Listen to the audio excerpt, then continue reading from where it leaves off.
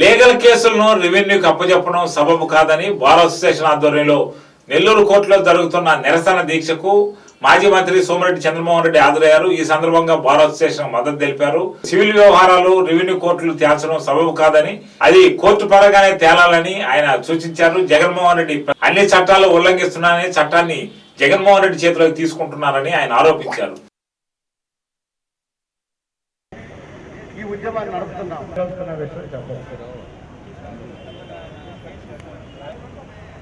ఒక ఉద్యమ నేత గతంలో ఎన్నో గెలుపుకున్న వాళ్ళు ఒకవేళ చేయగలరు అని ఒకసారి ఆలోచించాలి.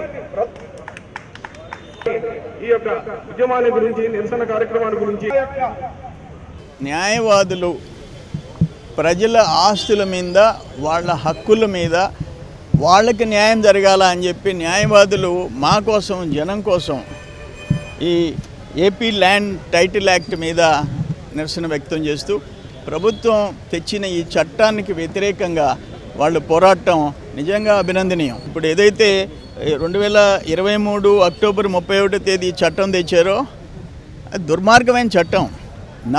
నా భూమి వేరే ఒక అతను ఏదన్నా ఒక ఫేక్ డాక్యుమెంట్ సృష్టించి రిజిస్టర్ చేయించుకుంటే దాని మీద 15 రోజుల్లోపైనే చెప్పాలంట ఎంఆర్ఓకి.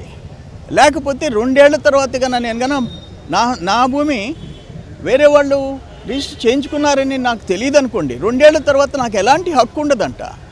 15 డేస్ లోపల తెలుసుకుంటే ఎంఆర్ఓ కంట, ఆ పైన ఉండే ఆర్డీఓ కంట, హైదరాబాద్లో ఉండే, విజయవాడలో ఉండే ఇంకొక ఆఫీసర్ కంట, 3 కమిషనర్ ఆఫ్ ల్యాండ్ రెవెన్యూ, మొత్తం రెవెన్యూ ఆఫీసర్స్. అసలు రెవెన్యూ వాళ్ళకే ఆ భూమి మీద హక్కు గురించి వాళ్ళే నిర్ణయించుకుంటే, ఒక ఆయన తప్పు చేస్తే 2 ఆయన రెవెన్యూ ఆఫీసర్ అయితే, 3 ఆయన రెవెన్యూ ఆఫీసర్ అయితే ఎవరికి న్యాయం జరిగితే?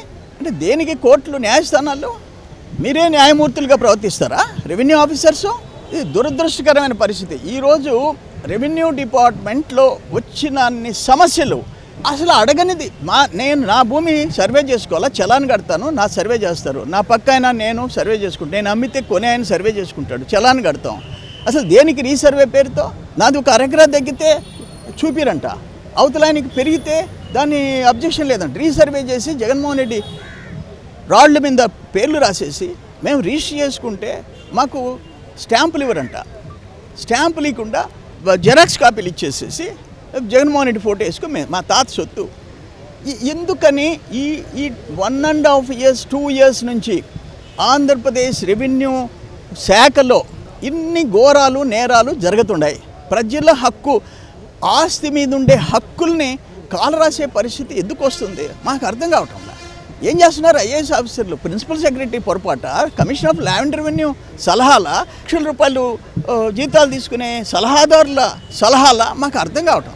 It's unfortunate.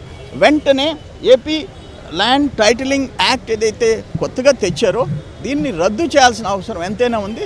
ఆగ్రహణ ప్రజలు కూడా మీ మీద తిరగబడే పరిస్థితి వస్తుంది. తెలంగాణలో ధరణి తెచ్చారు, ఇప్పుడు ఈ గవర్నమెంట్ వచ్చి దాని మీద ఎంక్వైరీ కమిషన్ వేసింది.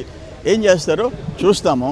బట్ ఇక్కడ మా ఆస్తి మీద హక్కుల్ని రెవెన్యూ అధికారుల చేతిలో, అంటే ఎవరు అధికారంలో ఉంటే వాళ్ళకి తలొగ్గేవాళ్ళు, లేదు కొంతమంది కరప్ట్ ఆఫీసర్స్ చేతిలో ప్రజల ఆస్తులు పెడితే ఏమైపోవాలని చెప్పేసి అడుగుతున్నారు.